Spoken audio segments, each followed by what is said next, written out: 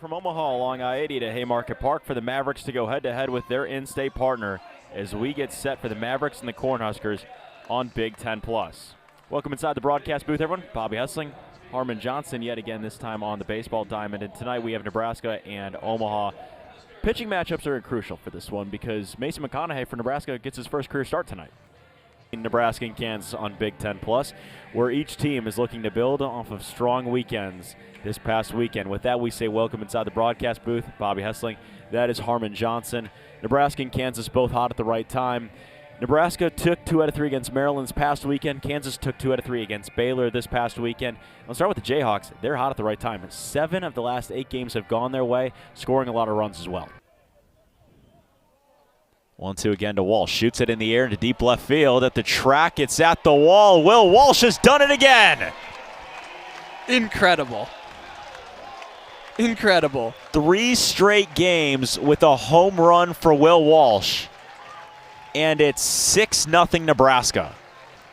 He is insane. I mentioned Overbeek has got a Mohawk-type look now. Is this what we're rocking with? Yeah, that's something new, trying to switch up the mojo a little bit for Nebraska. 2-1 hit in the air to deep right center field. At the track, at the wall, Josh Overbeek goes deep, and this game is even at 1.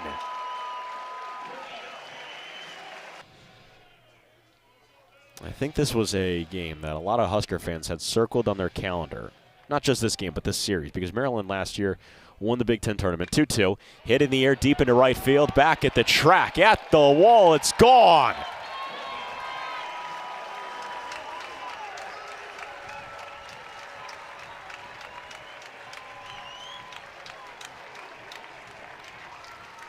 Ben Columbus ties the game at 3 with a solo blast in back-to-back innings with a leadoff home run that has been given up from Logan Coster. Christo's had a tough time locating the strike zone this inning, and Josh Carradine has a tough time blocking the plate because he cannot allow that ball to get away. 2-1 hit in the air deep into right field. At the track, at the wall, it's gone! Over the bullpen in right field, and Jeanette makes it 4-0 Jayhawks. 2 balls and 2 strikes with 1 out. That is into right center field and down, and the first 2 runs will cross the plate for Nebraska. Cole Evans has a 2-run RBI single, and it's 2-0 Nebraska in the first inning. Evan Shaw, him also standing 6'4", he's got his head in the sun right now. 2-2. Stone lines one into right center field. At the track, it's at the wall. Tyler Stone leaves the ballpark, and Nebraska's on the board. What did I say? One swing of the bat, and all of a sudden you feel like you get your momentum back. The home crowd now, they have something to cheer about. Scoreboard says 3-1, but we know that was a swing and a miss, so the count is even at 2 balls and 2 strikes. 2 on, 1 out, bottom of the 4th inning. Runners take off. That is into right field and down. Clay Bradford will score. Nebraska will have the lead. Caden Brumbaugh will make it a 5-3 ball game. Looking for strikeout number 7. The 0-2 home. Swing and a miss. Strike 3.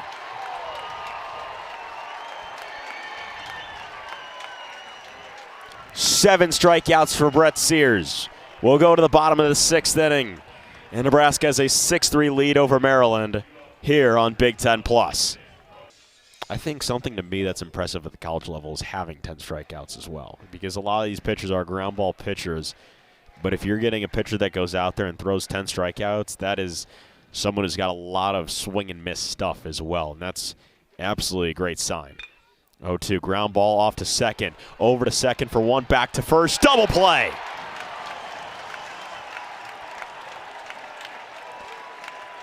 Brett Sears, I tip my hat to you, sir.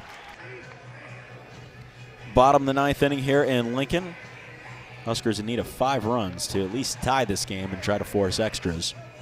New pitcher in the ball game for Kansas, Hunter Cranon. Harmon, tell us a little bit about Mr. Cranon. Redshirt senior from Newport Beach, California, previously at San Diego State. Hunter Cranon on the year, 2.45 ERA, 2-2 record, 15 games, 14 2/3 innings pitched. 14 hits, 8 runs, 4 earned. So that's why his ERA is a little bit down. 5 walks, 20 strikeouts. So got the strikeout stuff. You see his K per 9, 12.2. Walk per 9, just over 3. So Hunter Crandon really doing a great job here for the Jayhawks. And I don't believe, well, it's not a safe situation. 5-run game. Now, unless something kind of happens, it could be a safe situation. But Crandon in this spot, 2.45 ERA, really good. Before you saw Crandon's numbers, you saw the Kansas schedule. And Kansas upcoming has Texas Tech at home. They will have Wichita State, and then we'll have Kansas State, which is a part of 11 straight games in the state of Kansas. Is that correct? You are correct. So they will have a 3-game home set against Texas Tech, then play Wichita State for 1 game at home in the midweek. They'll travel to Manhattan for a 3-game set with K-State before going to Kansas City, Kansas, to the home of the Kansas City Monarchs, which is an American Association team, and play Omaha in a neutral site game. They'll then finish up those last 11 games with Houston back at home for a 3-game series before heading to Texas for their final series of the year. So Kansas, they've got a lot of games in their home state. Against some good opponents as well. I mean, Texas Tech is above them. Kansas State is above them in the Big 12 standings. I think the Jayhawks to put themselves in a good position. If you take both those series, you really like your spot. I mean, I'm not asking you to sweep. At least take 2 out of 3. Riley Silva leads us off here in the 9th inning. First pitch is a called strike at 99 on the radar gun from Hunter Crandon. Ben Columbus has the ability to continue his hit streak. He is on deck. 0-1 to Riley Silva. High and tight. 99 again, close on the head of Silva. Counting at 1 ball and 1 strike. Yeah, for Nebraska, you really just want to sweep together any runs you can here in this 9th inning.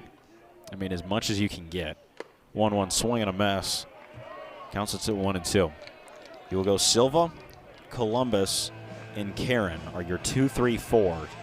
Stone is 5th if you get that far.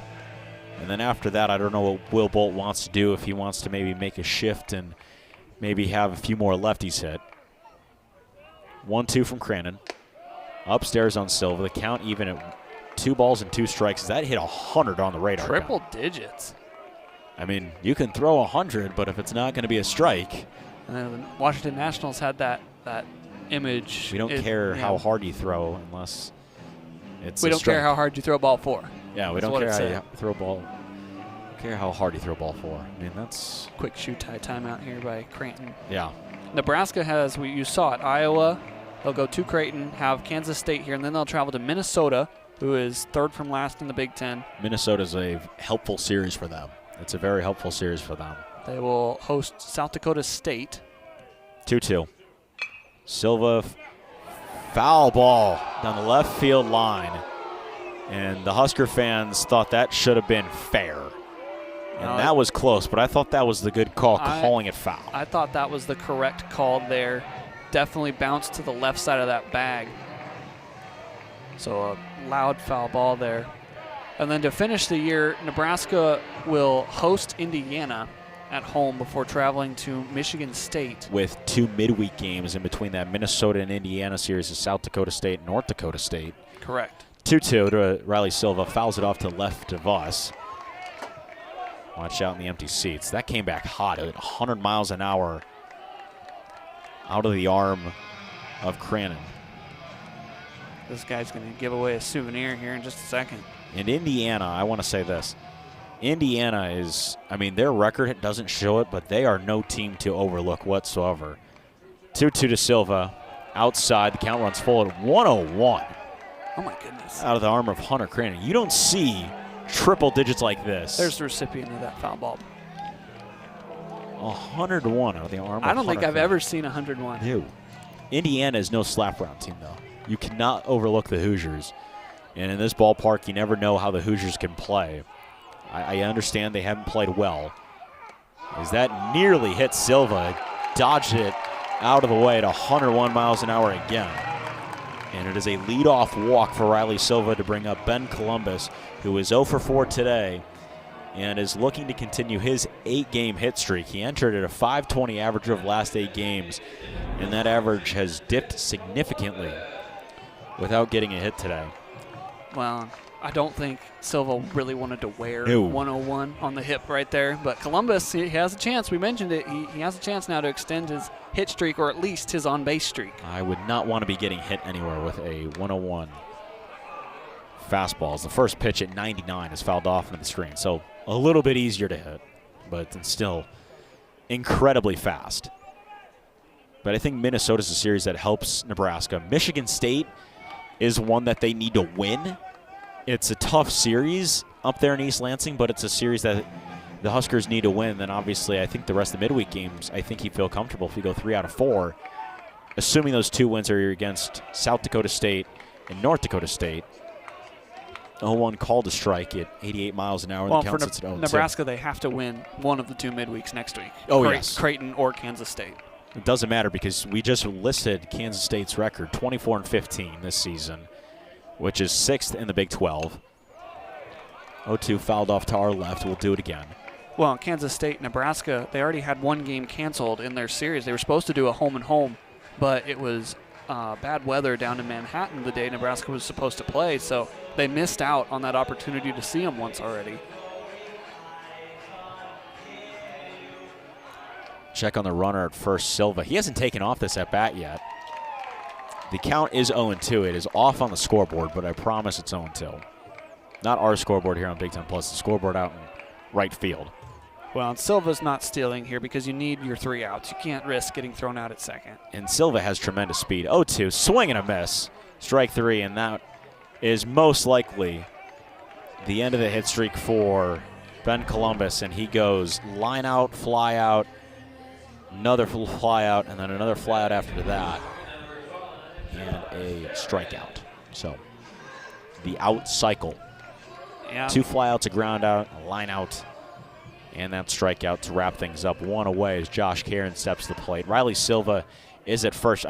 I wouldn't be shocked if Silva tried to take off. First pitch for Karen, he went around.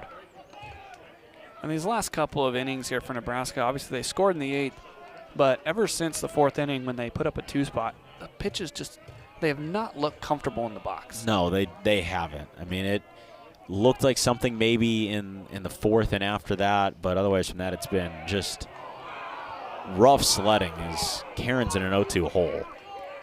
Well, it doesn't help that the wind has finally died down here in the great state of Nebraska. The flags are falling limp out there in left center. So certainly not going to get any help on a ball hit in the air. No, not at all. 0-2 to Josh Karen. Upstairs, call the ball. Count moves to 1-2. But then after, I mean, the regular season ends for both these teams, you look at your conference tournaments, and both need to do pretty well.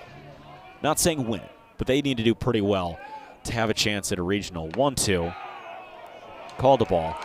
Because as much as people want to say, oh yeah, Nebraska's safe, I would hold that thought. I would hold that thought because if it's a really rough May, then they're out. Yeah, anything can happen in the last 4 weeks of the season. Nebraska currently sitting in 2nd in the Big Ten at 8-4, only behind Illinois, but you know, you're 1 bad series away from dipping into the middle part. 2-2, swing and a miss. Karen goes down, and there are 2 away in this 9th inning. 2nd straight strikeout out of the arm of Hunter Cranon.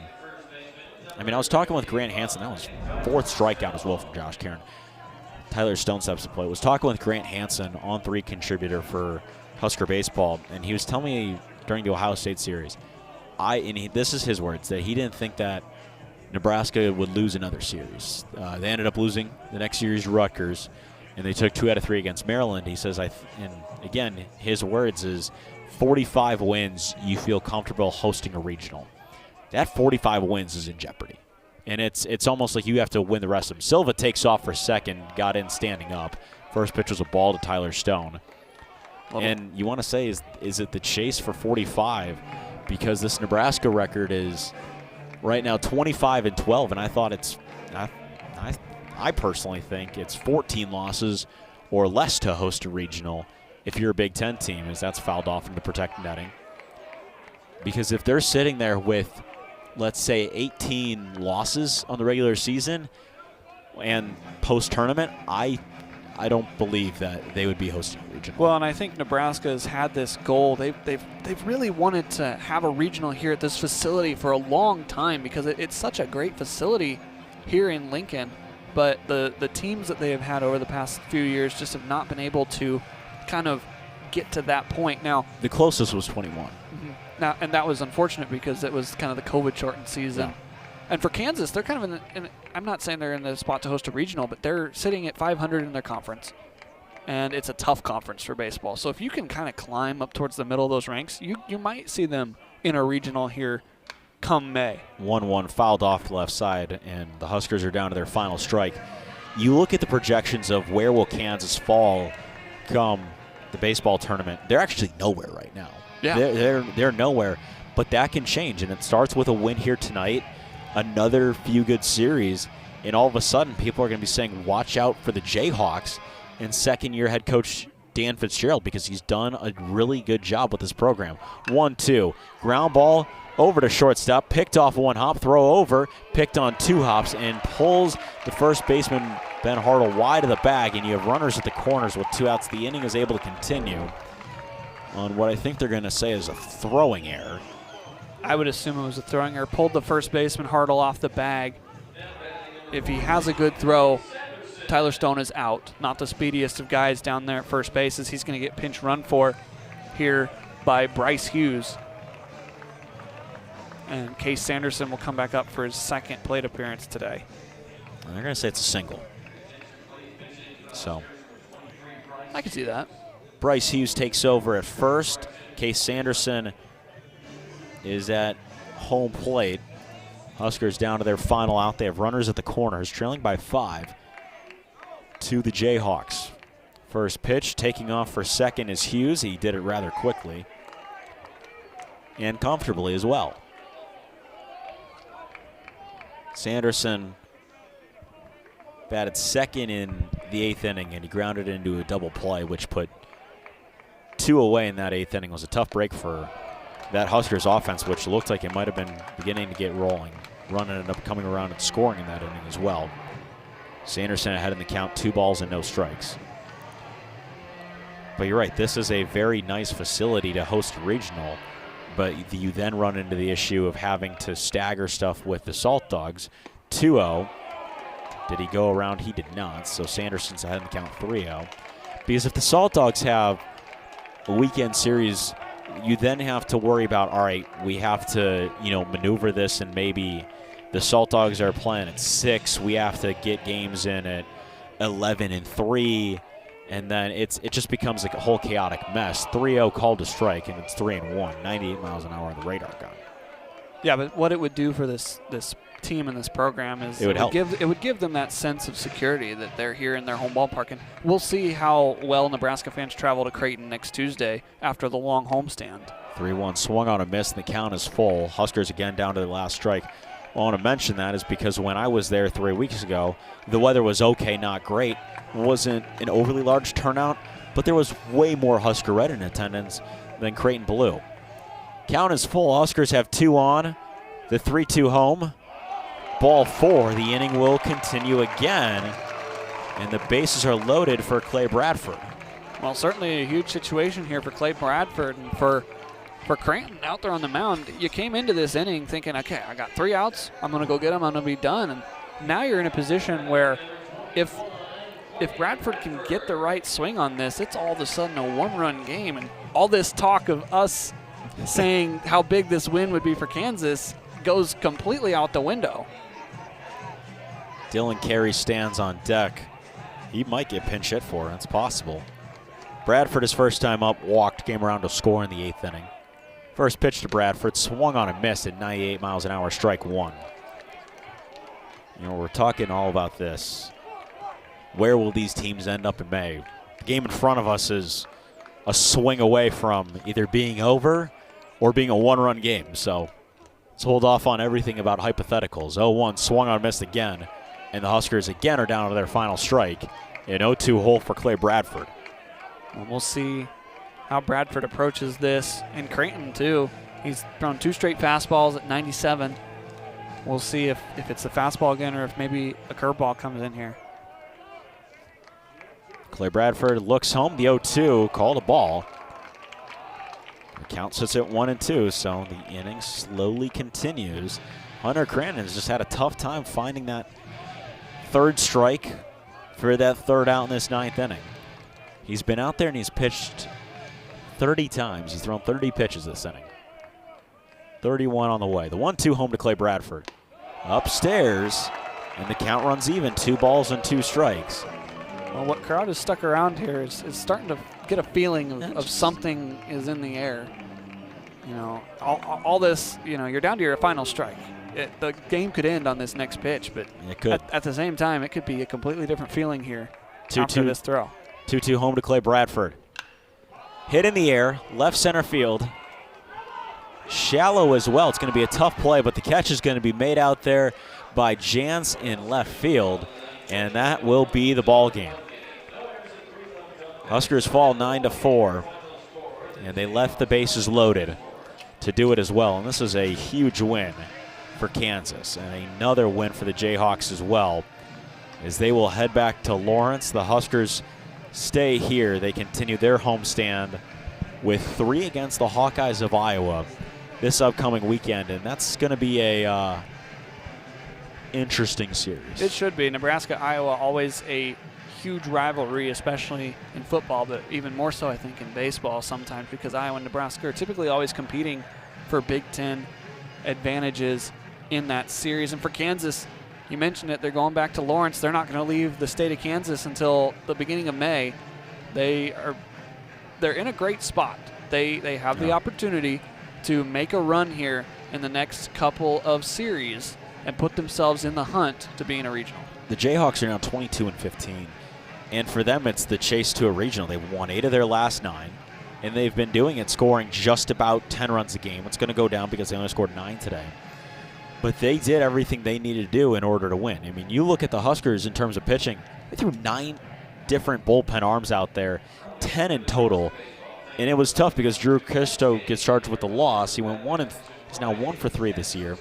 He went 2 innings, 4 hits, 4 runs, all of them were earned, 5 strikeouts, which was his highlight of the day.